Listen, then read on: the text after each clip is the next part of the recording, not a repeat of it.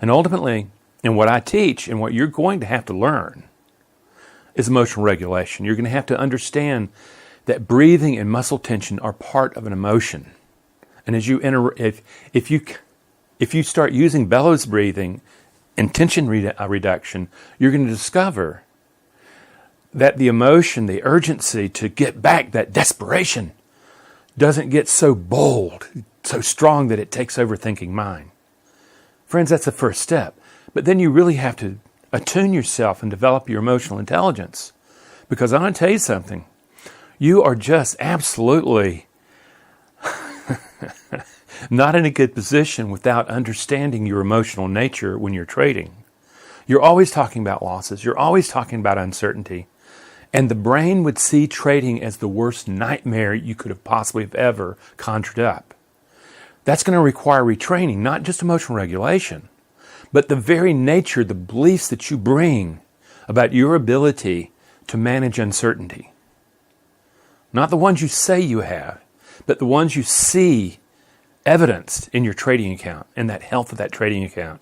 It's those beliefs that have to change. And most people need help doing that.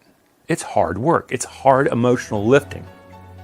If you're interested really about how do I build the mind for the probability management required of trading rather than the certainty management of your emotional brain. That's the big question. They just really are very different from one another. You've got 6.5 million years worth of evolution that already have it stacked against you about going into fight flight when there's a threat. And in trading, that's what's happening is you're risking capital, you're producing threat. The emotional brain can't tell the difference between that psychological discomfort of losing a little money and a saber-toothed tiger attacking. You have to build that distinction in the body, in the brain. It can be done, friends. It can be done. Come learn how. Come to the website. Really start checking, reading the articles, watching more videos, studying the webinars, really taking a look at it and saying, you know something?